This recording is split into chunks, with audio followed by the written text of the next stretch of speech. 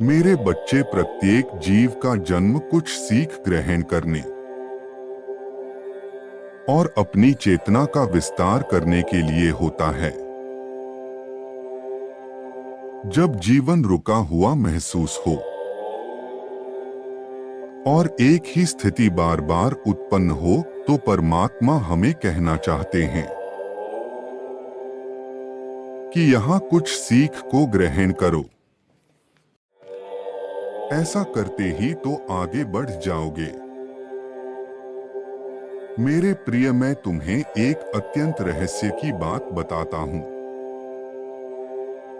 जिसे ध्यानपूर्वक सुनाने से तुम्हें स्वयं पर गर्व होगा। किसी भी देश की सेवा करने वाले सैनिक कैसे बनते हैं? सैनिक को किन परिस्थितियों से गुजारा जाता है? जब कोई व्यक्ति प्रण करता है उसे देश की सेवा करनी है, इस वक्त उसका हृदय पवित्र हो जाता है।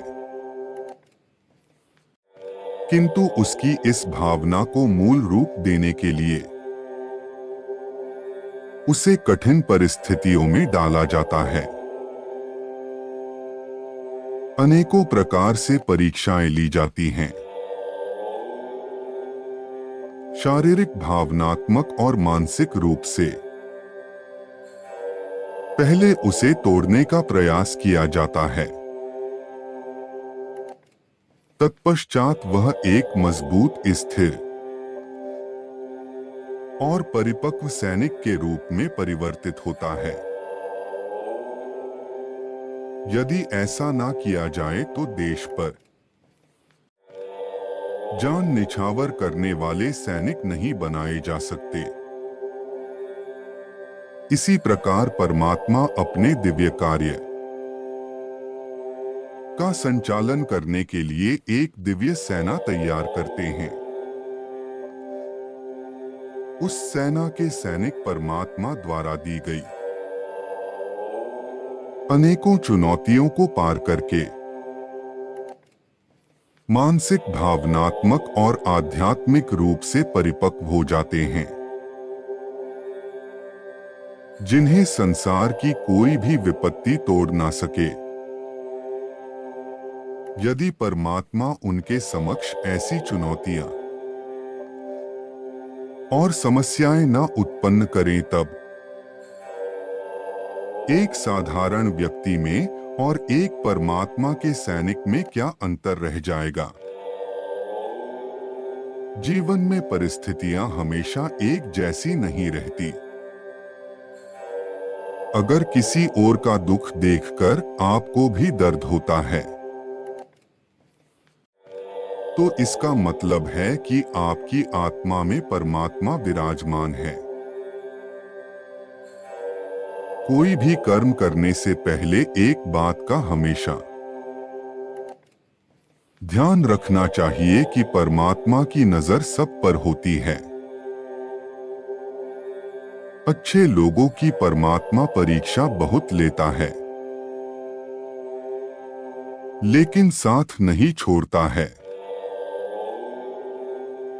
और बुरे लोगों को परमात्मा बहुत कुछ देता है, लेकिन साथ नहीं देता है।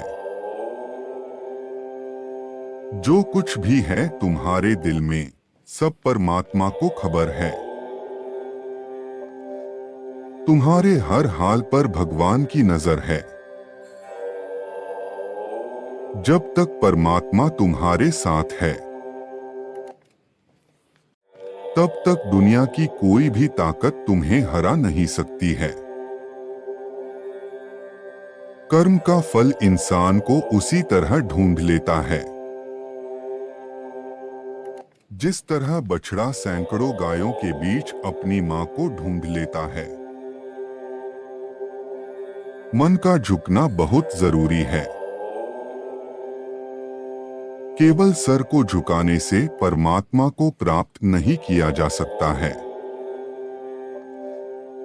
प्रार्थना शब्दों से नहीं, हृदय से होनी चाहिए, क्योंकि परमात्मा उनकी भी सुनते हैं जो बोल नहीं सकते हैं। किसी व्यक्ति की मदद कर आप परमात्मा से आप एक पुण्य कमाने के सहभागी बन जाते हैं। यकीन करो, जब परमात्मा देगा तो बेहतर नहीं बेहतरीन देगा। परमात्मा को अपना मित्र बना लो, फिर तुमको कामयाब होने से कोई नहीं रोक सकता है। मौन प्रार्थनाएं जल्दी पहुंचती है परमात्मा तक, क्योंकि वो शब्दों के बोझ से मुक्त होती है। दोस्तों, रखिए, रब दूसरा दरवाजा खोल बगैर पहला दरवाजा बंद नहीं करता है। परमात्मा पर विश्वास बिल्कुल उस बच्चे की तरह करो जिसको आप हवा में उछालो तो वो हंसता है। डरता नहीं, क्योंकि वह जानता है कि आप उसे गिरने नहीं दोगे। परमात्मा कहते हैं कि संतुष्ट मन इस दुनिया का सबसे बड़ा धन है। हर इंसान के जीवन में एक समय ऐसा जरूर आता है जब उसे सच्चे दिल से ये महसूस होता है कि इस दुनिया में परमात्मा के अलावा कोई अपना नहीं है। इंसान कर्म करने में मनमानी तो कर सकता है, लेकिन फल भोगने में नहीं। अगर आपको कोई अच्छा लगता है तो अच्छा वो नहीं बल्कि अच्छे आप हो, क्योंकि उसमें अच्छाई देखने वाली नजर आपके पास है। कल की फिक्र मत करो, जिस भगवान ने आज तक संभाला है वो आगे भी संभाल लेगा। अपनी तरफ से पूरी कोशिश करो और बाकी भगवान को करने दो।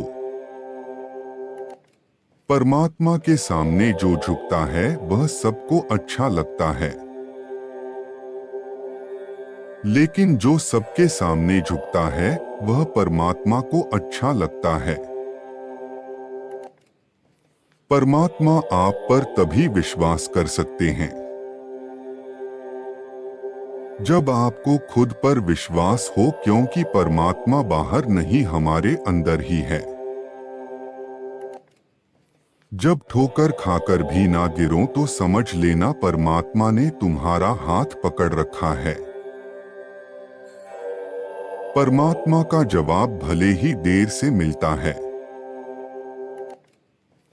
लेकिन लाजवाब मिलता है। मेरे प्रिय, यदि परमात्मा रूपी गुरु तुम्हारा बार बार परीक्षण कर रहे हैं या बचपन से तुम्हें बार बार यातनाएं दे रहे हैं, तो वह तुम्हारा परीक्षण कर रहे हैं। घबराओ मत, अंत में तुम्हें वह प्राप्त होगा जो दूसरी आत्माएं सहस्त्र जन्म लेकर नहीं प्राप्त कर सकती। यह मत सोचो कि मेरा जीवन खत्म हो रहा है, मैं खुशी कब प्राप्त करूंगा। बस विश्वास करो, तुमने कई जन्म अपने लिए दिए हैं। अब यह जन्म उस गुरु की परीक्षा को समर्पित करो। मैं तुम्हें सुनिश्चित करता हूं, तुम जो भी सोच रहे हो या जो कुछ सोच सकते हो वह सब कुछ तुम्हें जरूर मिल जाएगा, क्योंकि जब परमात्मा रूपी गुरु देने पर आते हैं तो वह इतना दे देते हैं कि हमारे हाथ उठ नहीं पाते। अरे वह जब चमत्कार करते हैं तो एक व्यक्ति को जमीन से आकाश का सितारा बना देते हैं, अंधकार में डूबे हुए को सूर्य सा चमका देते हैं। आप अकेले नहीं हैं, वह गुरु ही आपका मार्ग बना रहा है और बहुत जल्द आप अपने जीवन में इतनी सारी खुशियों को एक साथ दिखेंगे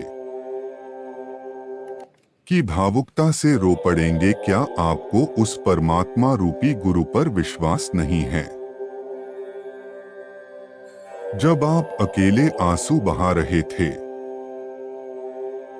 तो आपके अंदर से साहस देने वाली आवाज किसकी थी? मेरे प्रिय, तुम्हें ईश्वर ने चुना है। इस बात पर तुम्हें गर्व होना चाहिए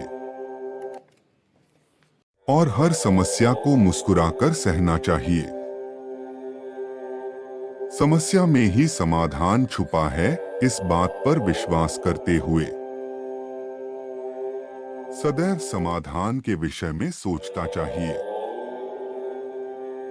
जब कोई चुनौती आए तो विश्वास करना चाहिए। यह हमें और अधिक मजबूत बनाने वाली है। स्वयं को बार बार स्मरण करना चाहिए, हम परमात्मा के दिव्य सैनिक हैं। हमारा प्रशिक्षण कराया जा रहा है। मेरी यह बात उन्हीं को समझ आएगी जो सच में परमात्मा के दिव्य सैनिक हैं। क्या तुम परमात्मा के दिव्य सेना में भर्ती होना चाहते हो? क्या तुम परमात्मा के कार्य में सहयोग करना चाहते हो? यदि हाँ, तो प्रतिक्षण ग्रहण करने और सीख लेने के ऊर्जा में रहो। किंतु याद रखना कि हर इंसान के जीवन में एक लक्ष्य निर्धारित होना चाहिए और उस लक्ष्य को पाने के लिए तुम्हें कार्य करना चाहिए। जिस व्यक्ति के जीवन में कोई लक्ष्य नहीं होता, वह अपनी जिंदगी तो जीता है, लेकिन वह इसी राहगीर की तरह यहाँ वहां भटकता रहता है। दूसरी ओर जीवन में लक्ष्य होने से मनुष्य को मालूम होता है कि उसे किस दिशा की ओर जाना है। वास्तव में असली जीवन उसी का है जो परिस्थितियों को बदलने का साहस रखता है और अपना लक्ष्य निर्धारित करके अपनी राह खुद बनाता है। कुछ न करने से अच्छा है कुछ करना। जो कुछ करता है वही सफल होता है। हमारा लक्ष्य कुछ भी हो सकता है, क्योंकि हर इंसान अपनी क्षमताओं के अनुसार ही लक्ष्य तय करता है। सदैव स्मरण रखो, मैं तुम्हारे साथ हूं। तुम्हारे साथ कुछ भी बुरा नहीं होगा। तुम्हारा कल्याण हो, खुश रहो मेरे बच्चे।